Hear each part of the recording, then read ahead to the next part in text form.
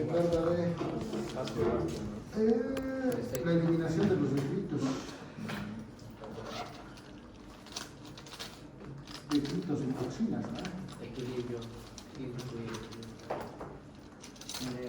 Se encarga del equilibrio hidroelectrolítico.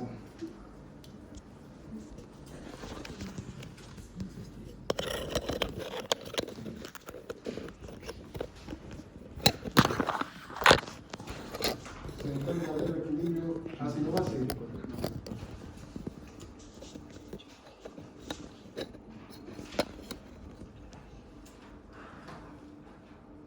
Es un órgano endocrino. Es una planta endocrina. Se encarga de la regulación de la absorción de calcio.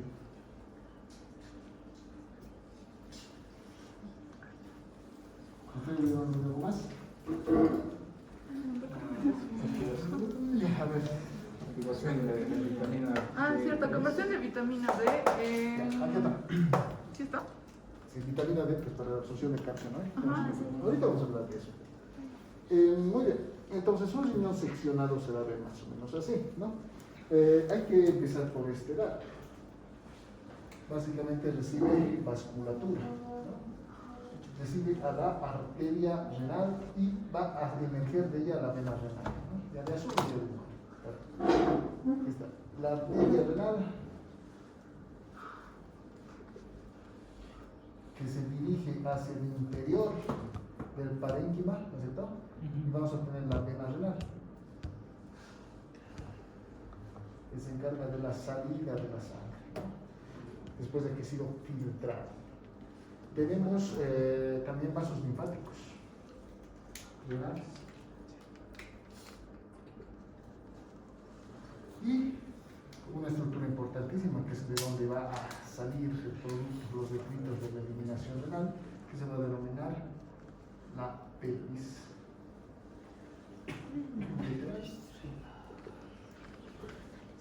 Tiene conexión con la uretra y sigue su trayecto hacia los otros órganos. Muy bien.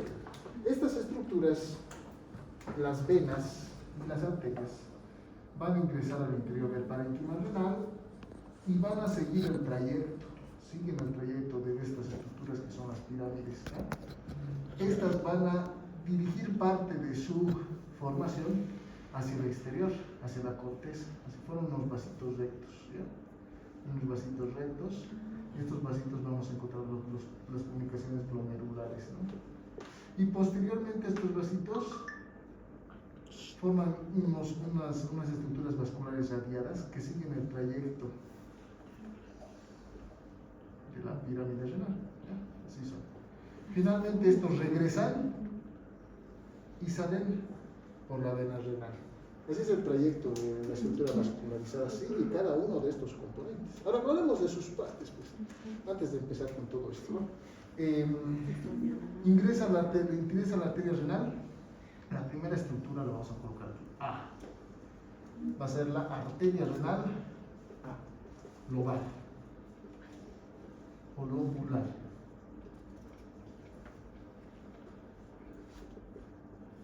Esta es la que sigue, pues, el trayecto del lóbulo, un lóbulo renal. Esto antes de empezar, para hablar en español. Un lóbulo renal está formado por esto, ¿ya? A ver acá. Esto es un lóbulo. Acá, esto es un lóbulo, ¿ya? Un lóbulo renal está formado por una pirámide renal.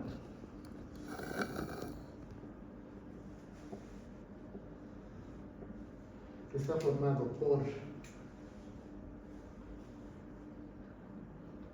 las columnas renales que lo rodean. Y está formado por el arco cortical, ¿no? Bueno, como un triángulo. Este es el arco cortical. Eso es un lóbulo. Y precisamente es lo que estamos siguiendo ahora, ¿no? Desde que ingresa la arteria renal, va a dirigir una pequeña rama de esta hacia un lóbulo renal, ¿ya? Por lo tanto, va a seguir todo el trayecto del lóbulo, por lo menos por la parte de la columna renal. Esta se va a denominar el A. ¿Cómo se llama el A? Arteria lobular. Esta se va a arquear, se va a dirigir hacia el arco cortical. Aquí está la segunda. Arteria arqueada.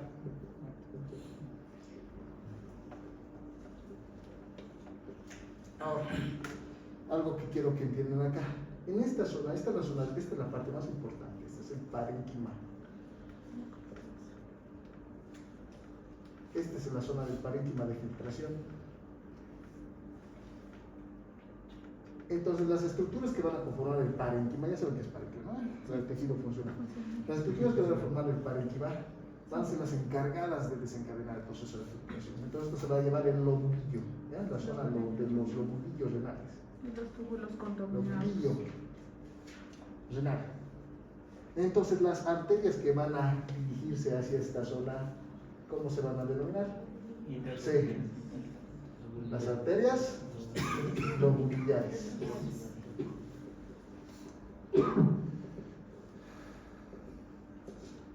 Estas estructuras van a proyectarse, van a dirigirse como una vasculatura perpendicular a la arteria lobulillar renal, ¿ya?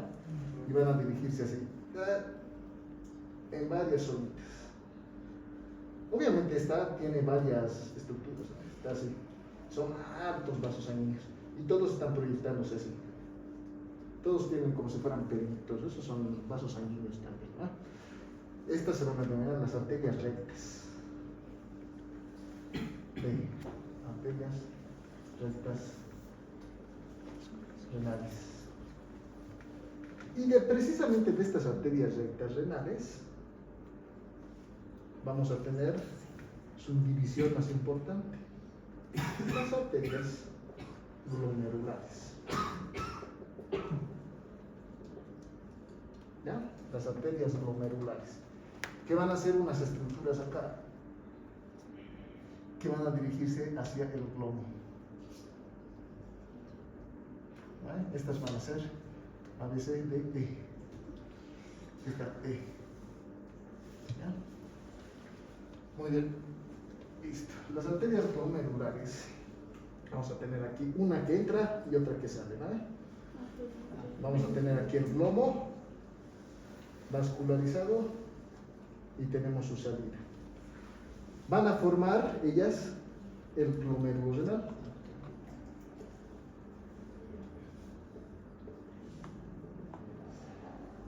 Y una vez que han conformado el glomérulo renal, que es un capilar completamente envuelto, no sé, todo enrollado, van a emerger, a ver, esta es la F, F.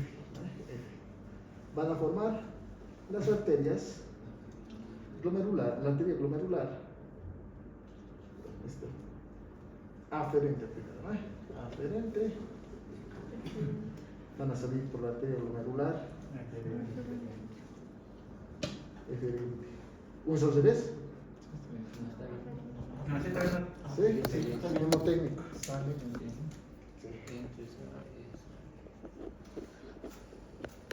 Intraferente, ¿ya? La que entra al glomérulo es la aferente. Sale ferente. La que sale del glomérulo es la eferente. Van a olvidarse esto, porque es importante saber la diferencia entre las dos. En una de ellas vamos a encontrar una cualidad que va a regir la segunda función del riñón. ¿Ya? Muy bien, entonces sale la arteria glomerular eferente. ¿Termina todo ahí? No, evidentemente no, ¿no? Tiene que retornar. Pero retorna por unas arterias y que se proyectan hacia el interior de la pirámide renal. ¿Ya? Este es el F, este es el G, ¿no? H. Las H, las que se encuentran después de esto, se van a denominar las arterias peritubulares renales.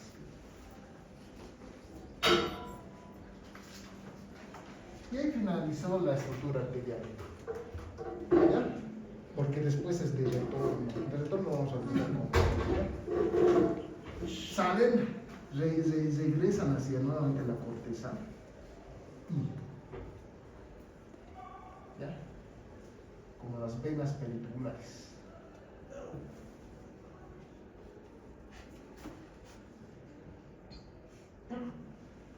Después llegan acá, vamos a tener las mismas estructuras, lo mismo, ¿ya?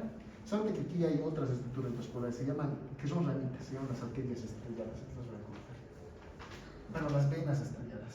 Venas estrelladas.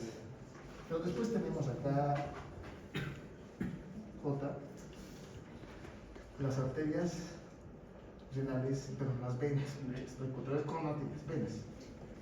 Rectas, Sí. venas arqueadas, venas interlobales,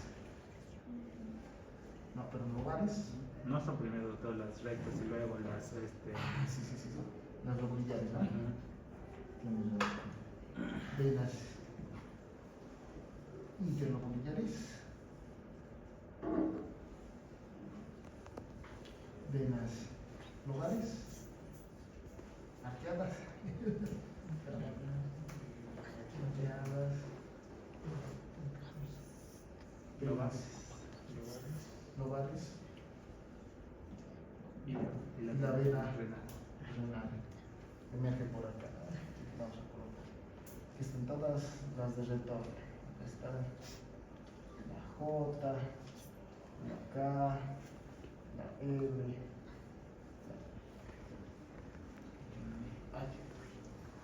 acá, la L, la M, finalmente sale aquí por la N. ¿No? Ese es todo su trayecto.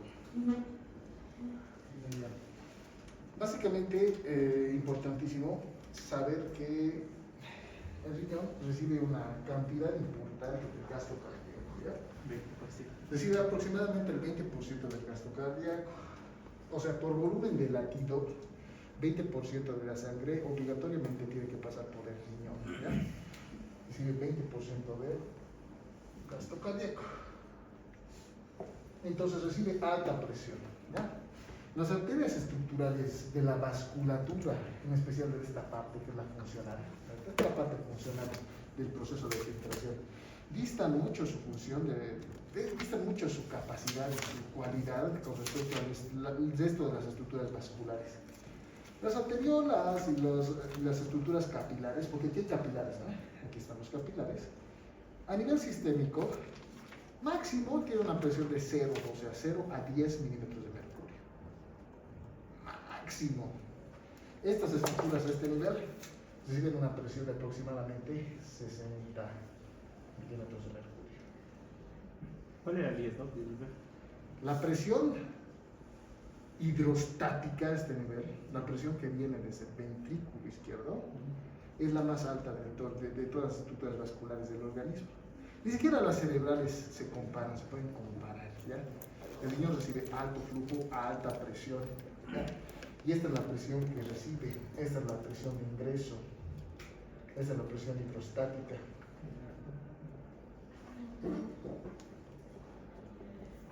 ¿Ya? Es una presión importantísima. Ahora, hay presiones en contra, por si acaso. Hay presiones en contra.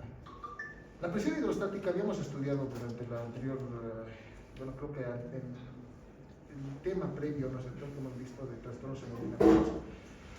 La presión hidrostática es lo que expulsa la sangre, la que la hace moverse, ¿no es cierto? Es una presión activa del ventrículo izquierdo, que el ventrículo izquierdo ejerce contra la pared vascular. Y este ventrículo izquierdo está empujando la sangre, pues, ¿eh? Pero tiene contrarreguladores, lo habíamos visto, ¿eh? Uno de los reguladores es, por ejemplo, la presión coroidocórtica.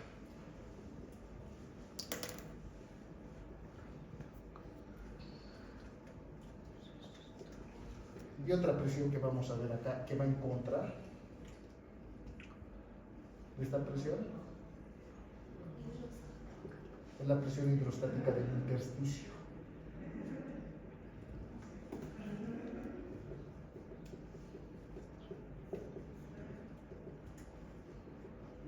Para que no exista edema, ¿a cuánto se tenía que parear la presión? A 0, ¿no es cierto? Esto menos esto, 0 tiene que ser. Pero siempre queda un poquito que se infiltra y es recuperado por los vasos linfáticos, ¿no? Pero no pensaremos que el riñón es un órgano normal, se encarga de la filtración. Entonces, evidentemente, siempre la presión hidrostática tiene que ganar, ¿no?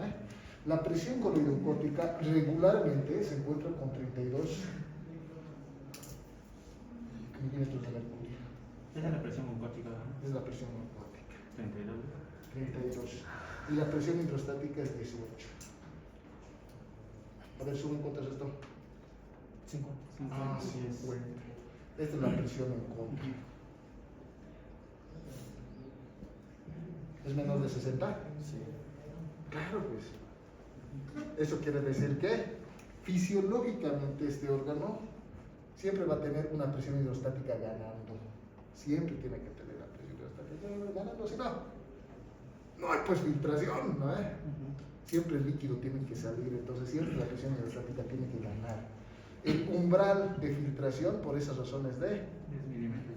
10 milímetros de mercurio. Se trata de mantener en este límite. Esta es la presión del filtrado. Muy bien. ¿Qué más? Ya, continuaremos hablando de esto.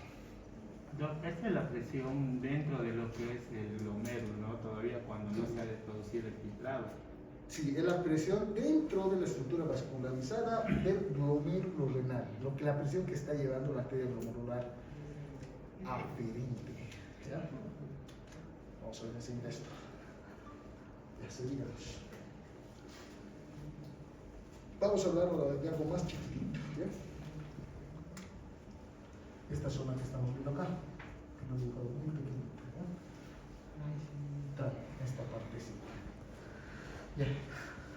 Entonces, en esta parte vamos a ver una red vascular asociada a un tejido parenquimatoso tubular urinario derivado del mesonéfros, ¿no? Hemos visto eso también en la primera clase. El mesonéfros se tiene una red de células mesenquimáticas que desencadenan la formación de los túbulos desde la cloaca, saliendo por todo el trayecto del ureter, ¿no es cierto? Ya tenemos ahí las células del mesonéfros externo y posteriormente vamos a tener la diferenciación del mesonéfros interno, ¿no es cierto? De cual deriva también el parénquima ovárico interno, ¿no? Ese mesonéfros va a desencadenar la formación de los túbulos. Por eso hay varios tipos de tejidos. Hay tejido epitelial transicional, pero no en el riñón, en las vías urinarias externas del riñón. El aparato tubular está formado por otro tipo de tejido, ¿no? De otra matriz orgánica. ¿Ya? Y el tejido vascularizado pues dista mucho también, ¿no es cierto? El tejido vascularizado es de otra casta celular. Es bien raro el riñón, ¿ya? Pero ahora sí hablaremos de esto. Acá ingresa la arteria glomerular aferente. La arteria glomerular aferente va a proyectarse dentro y va a conformar una estructura bien interesante, ¿no? Se va a anudar. Va a empezar a anudarse. Va a formar una red vascularizada bastante laberíntica a este nivel y va a salir por la arteria glomerular eferente. Esta entra, esta sale. Ya. Ahora, quiero saber qué es lo que sucede acá.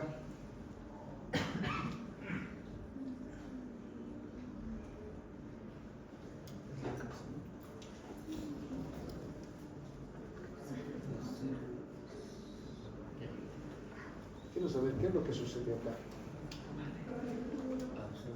Vamos a hacerlo un poquito más chiquito, vamos a irnos más pequeño. Acá, en esta zona, la arteria glomerular, las arterias, ¿qué tipo de epitelio tienen las arterias? Plano. Epitelio plano simple. Epitelio plano simple. Las arterias, adicionalmente, van a cambiar su forma. Aquí habitualmente todo está completamente denso. Son vasos, son arterias con pared muscular. Por lo tanto, son vasos continuos, ¿no? Dentro del glomérulo cambia. Sigue siendo epitelio simple, pero las estructuras pasan a tener capilares fenestrados.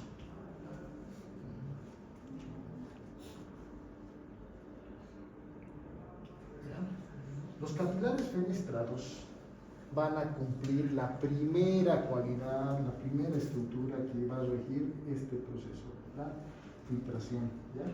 Porque, ¿dónde se filtra el plasma? En la barrera de filtración. Esa es la barrera, glomerular. Primer componente de la barrera de filtración glomerular, capilares fenestrados, ¿no es cierto? De la estructura glomerular. Segunda parte de la barrera de filtración glomerular. Vamos a encontrar acá, obviamente como es un epitelio, tiene membrana basal, ¿no? Se encuentra membrana basal entre estos dos espacios. Su membrana basal es especial. Su membrana basal tiene 3 capas. Tiene una lámina rara interna, una lámina rara externa y tiene una lámina densa. ¿Ya?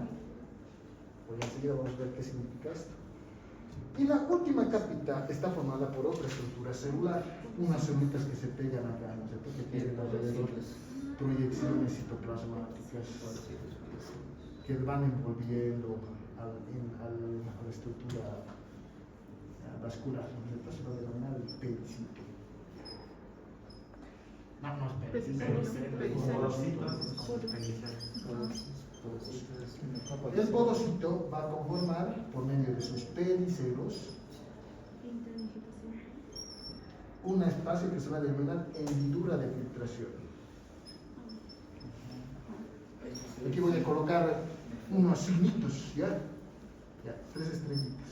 Capilar fenestrado es una parte, la membrana basal es la otra parte, y la hendidura es la tercera parte. 3 partes tiene la barrera de filtración glomerular, lo que se encarga de la primera función del filtrado, que es el filtrado.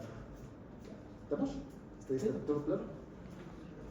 Ya, ahora sí, vámonos hacia un espacio más grande, más pequeño, perdón. Vamos a hablar de esta zonita.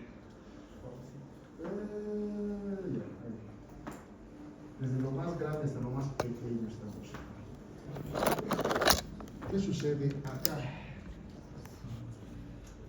Primero, el capilar fenestrado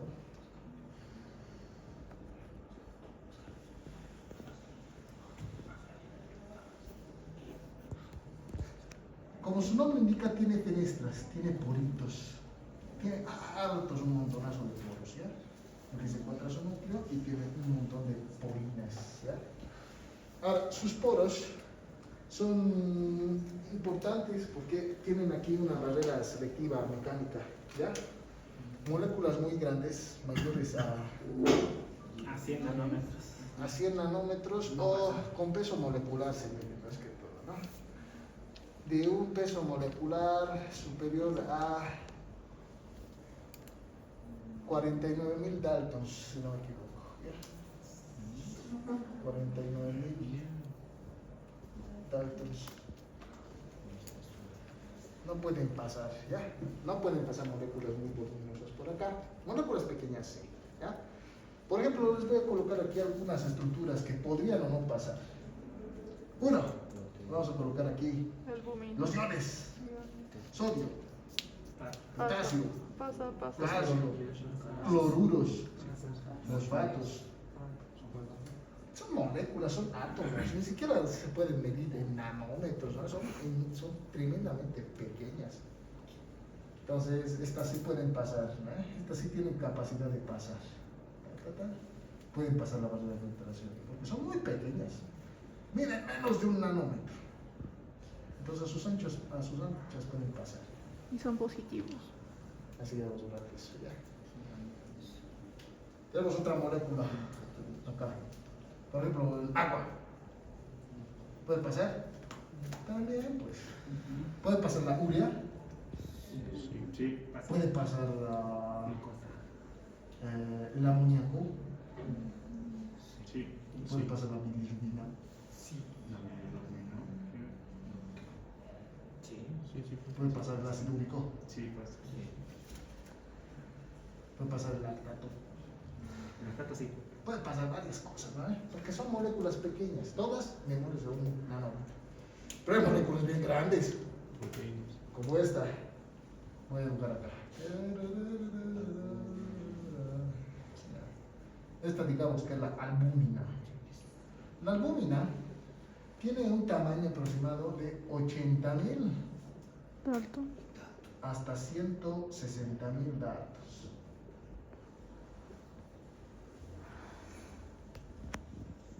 ¿Puede pasar? No. ¿Cuánto hemos dicho que es el tamaño máximo? 60. Esto es el tamaño máximo. Entonces, la albúmina, imposible que pase. Cuando su paciente tiene proteinuria, albuminuria, pues preocúpense que está en otra. Ahí está la explicación de por qué no tenemos que orinar proteínas, ¿no? ¿Y qué significa orinar proteínas?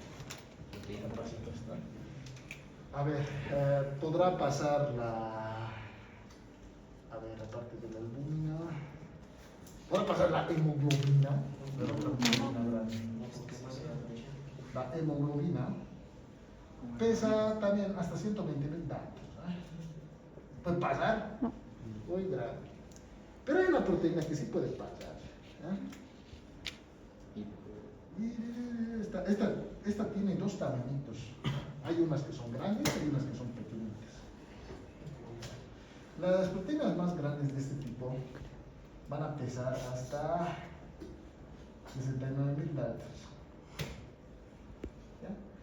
Y las más pequeñitas pueden medir hasta desde 20.000 datos. ¿No? 20.000 datos. Entonces, en los segmentos más chiquititos de esta proteína se pueden pasar. ¿De qué proteína estaré hablando? De la inulina. ¿Verdad? La inulina, o también denominada con su otro nombre bien popular, se llama creatinina, puede y no puede pasar. ¿Ya? Los eventos más grandes no pueden pasar, los eventos más chiquitos sí pueden pasar. Por eso la creatinina se utiliza como marcador de la función renal. ¿Ya? El rango que tienen que saber de la creatinina es de 0,6 hasta 1,2 la concentración de creatinina a nivel sérico.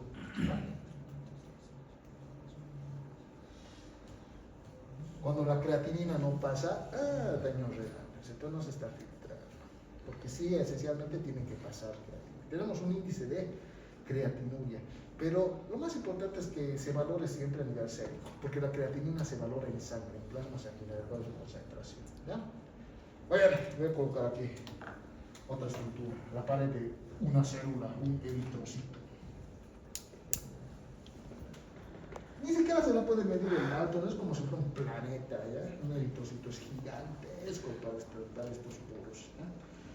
Mide 7 micrómetros, ¿no? Es grande, es gigante. ¿Puede pasar por acá? No. Por eso cuando su paciente presenta hematuria, o que lo que quiere decir sangre en la orina, pues también preocupense. Pero también piensen, no es chiquita esta zona, ¿verdad? El proceso hemorrágico o el proceso inflamatorio que está desencadenando la hematuria no siempre se desencadena acá, se puede desencadenar acá, en la vejiga, en la uretra, ¿no es cierto? Por eso hay que hacer la diferenciación de qué tipo de sangrado es. Y eso se analiza de acuerdo a sus características microscópicas que vamos a estudiar después, ¿ya? Siguiente capita, ¿ya? Esta es una barrera física, ya saben, que va a evitar la salida de moléculas de acuerdo a su peso. ¿No? Hay otra molécula, hay otra zona que más que todo se encarga de establecer una barrera electroquímica, se llama la membrana basal. Física y electroquímica también, ¿no? Sí, física y electroquímica. En la membrana basal vamos a encontrar, glucosaminoglicanos. Los glucosaminoglicanos están así formando como una red de telaraña. Los racks. Así están, los glucosaminoglicanos. forman una red bien intrincada de como una telaraña molecular. ¿Ya? Estos son los glucosaminoglicanos.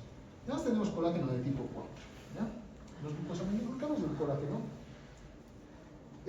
aparte, tienen una característica, en especial estos, son polianiónicos. ¿Saben qué es un anión? Están cargados con carga negativa. Entonces, iones con carga negativa pueden pasar. El negativo con negativo, ¿qué pasa? Pues positivo con negativo, es negativo. Entonces, negativo con negativo no van a poder pasar. Aquí ya, entonces ya. ¿Albumina pasa? No, su peso molecular es muy grande. ¿La hemoglobina pasa? También muy grande. La inulina sí puede pasar, pero solamente cemento chiquito. El lactato puede pasar, sí, tiene carga positiva y es pequeño, puede pasar. El ácido úrico también, la bilirrubina parcialmente, el amoníaco también, la urea también, de hecho para eso sirve. ¿No? El agua puede pasar, sí, porque está casado con el sodio, ¿no? Agua y sodio siempre van a pasar juntos. Los fosfatos pueden pasar, no, tienen carga negativa, este no puede pasar. Los cloruros pueden pasar, no, tienen carga negativa, no puede pasar. El calcio puede pasar, sí, tiene carga positiva. El potasio sí, tiene carga positiva, puede pasar. Aparte, las proteínas, de manera intrínseca, todas las proteínas tienen carga negativa. Entonces también está evitado el paso, no solamente por su peso molecular, sino también por su carga negativa. No pueden pasar por sobre eso. Y finalmente tenemos una última capita, ¿no? Aquí tenemos unos piecitos. ¿Dónde? Ahí está el podocito. Aquí está su No, no sé, le da la vueltita a esta estructura, ¿no? Solamente que también forma una barrera física, ¿no? Porque aquí forma una cremallera, una zona de cremallera. Donde encontramos unas proteínas como la nefrina y la NEP1 que van a evitar la salida de las moléculas. Similar a esto, no permite el paso de moléculas mayores de 49 militar. Entonces, en el caso de que haya pasado alguna moleculita por acá, que se le haya saltado, ¿no? Todas las fenestras, acá ya no existe, ¿no? Ahora, el problemita con esto es que cuando estas células las almacenan, no las almacenan hacia afuera, pues se quedan acá, estancaditas. Las pueden obstruirse. Y afortunadamente, pero tenemos acá un conserje, ¿no? Se llama la célula mesarial. Las células mesariales meten su citoplasma acá, entre los espacios de la membrana basal. Meten su citoplasma y empiezan a fagocitar lo que se encuentra como si fuera una aspiradora. Lo limpian y salen, ¿ya?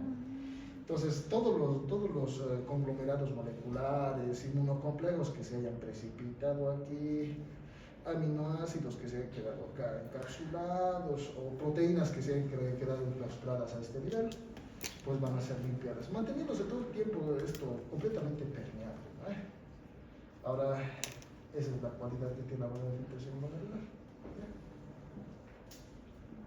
Primera función, ya sabemos. Una consulta. Entre los podocitos, usted cae lo que es la nefrina y la podocina. La podocina es una proteína de asociación, es una proteína de construcción más que todo. La podocina lo que hace es unir al podocito, la membrana citoplasmática del podocito con la membrana basal.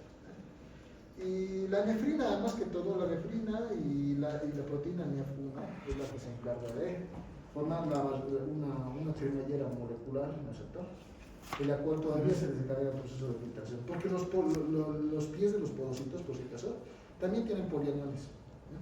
Son polianiónicos también, gracias a la nefrina y a la NEF1. ¿A la NEF1? Así es. Las moléculas que forman esta zona, la cremallera, la hendidura, son la nefrina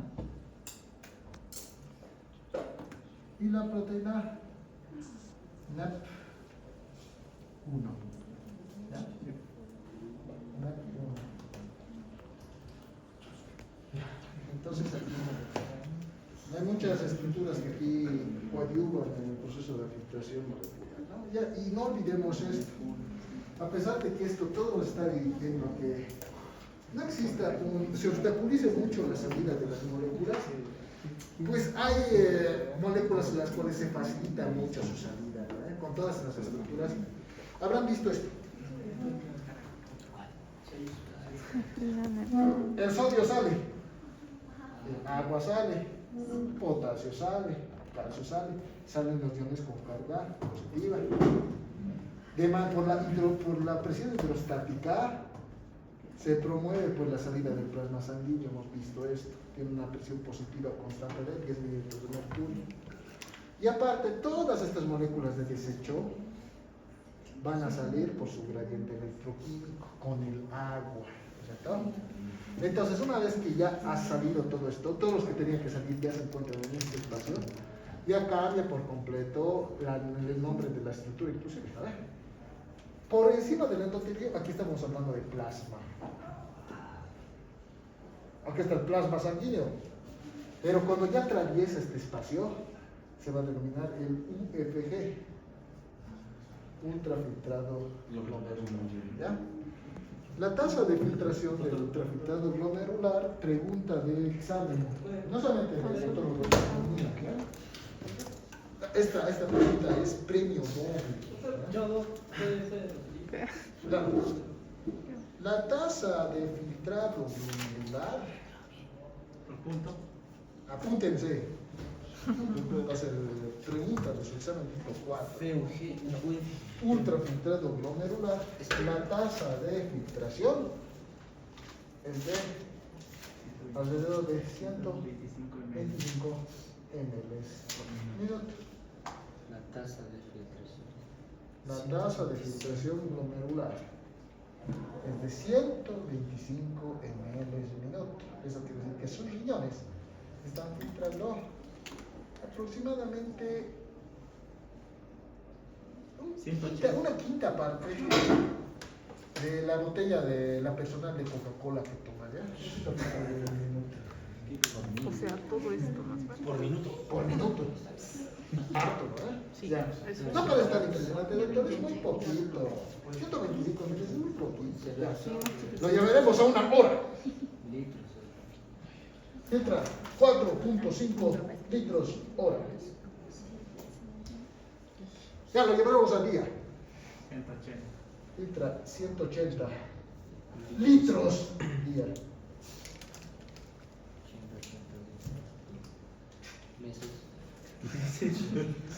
Hasta ahí nomás. Ahora, ¿quién de ustedes tiene 180 litros de agua? ¿Alguien tiene 180 litros de sangre? ¿Cuánto es la bulimia normal? Aproximadamente 5 litros. 3.5 a 5 litros. No, esa es la bulimia. Solo eso tenemos. Muy fácil de desangrar. A ver, dividan 3.5 litros. 180 entre 3.55. ¿Qué? Oh, y a ver, entre 5. Nosotros más o menos tenemos el extremo superior. ¿No? 0,7. Tenemos más sangre porque vivimos en la altura, entonces tenemos actualmente sí, más aproximados a 5 litros. 0,5. No, 36. ¿Qué? Multiplicar. 36.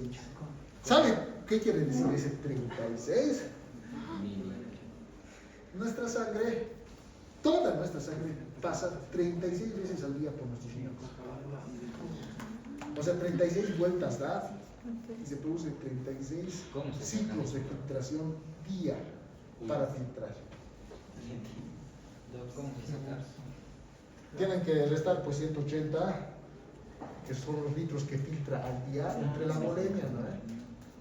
Entre Sí. 6.5. No, Sería utilizaba 180 ahí donde que, por ejemplo, solo se filtraba el plasma y el volumen de los que es dentro de la circulación, Sí. es de 35, pero de los cuales solo el 60% se contaba como plasma y Claro, ese es el más difícil, ¿no? solo se tomaba en cuenta haciendo 80 litros por día sería 60. Aproximadamente. No tomando en cuenta pues, que vivimos en la altura, ¿no? Debe ser más. Es más, es más.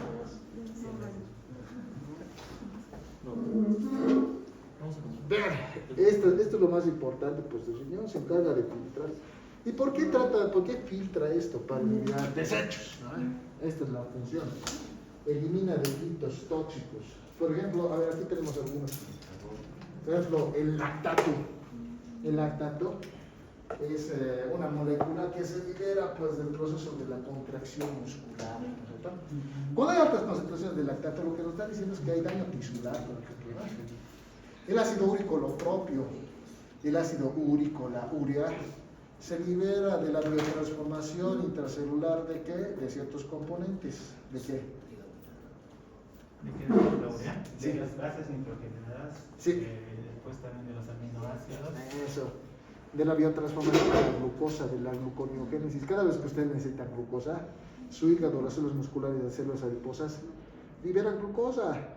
Pero tienen que biotransformar ¿qué cosa? Los triglicéridos, por ejemplo, en el tejido adiposo, el glucógeno a nivel muscular, ¿no? Y en este proceso, pues siempre dejan restos, ¿no? Entonces, como cuando ustedes se quieren comer su chocolate, ¿no? Se compran un chocolate, tienen hambre. Entonces, se lo compran, pero está empaquetado, ¿no? ¿Su paquete más lo comen? No, esto lo tienen que botar. Ese paquetito es lo que está botando. La urea es parte de este proceso, de esta molécula voluminosa que se libera al torrente vascular. Cuando el paciente tiene, por ejemplo, mayor masa muscular, hace más ejercicio, por ejemplo, los que hacen mucho pugilismo, los que levantan pesas, etcétera, etcétera, etcétera, tienen más concentraciones de estas moléculas pues, a nivel sanguíneo, lo cual va a desencadenar que a la larga produzca mayor riesgo de la incidencia de insuficiencia renal crónica, ¿eh? Igual los pacientes que tienen daño muscular, rhabdomiólisis, ¿no es cierto? La mioglobina puede asociarse a este nivel, puede desencadenar falla renal porque obstruye estos espacios y la célula mensaje pues no tiene el suficiente tiempo para desencadenar la liberación de este espacio. El paciente va a sufrir falla renal por esa razón. Hay muchas alteraciones que pueden desencadenar cambios a nivel de esta estructura, ¿no?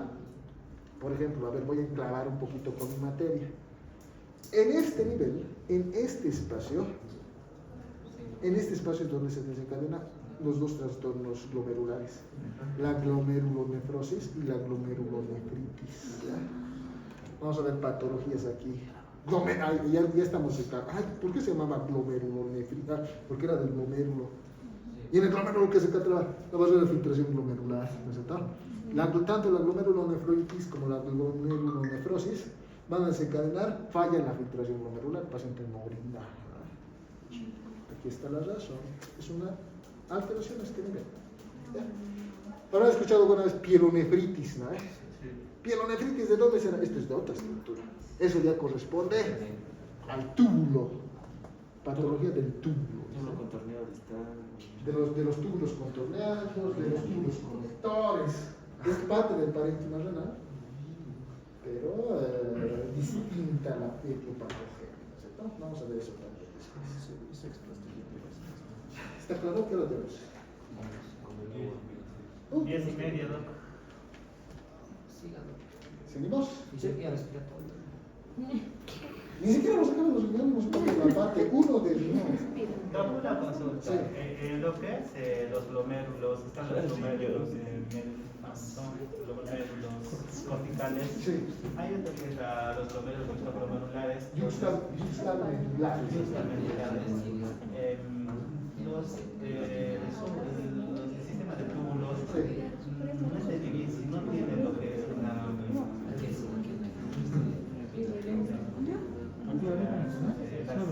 arterias periculares. Sí. ¿Tiene o no tiene? Tiene menos cantidad, porque las diferencias son más chiquitas. Las corticales son más grandes. Pero sí siguen su trayecto. Todas tienen una. Hablaremos de eso. Ya, si quieres se te la foto. Vamos a hablar ahora de la segunda función. Vamos a hablar de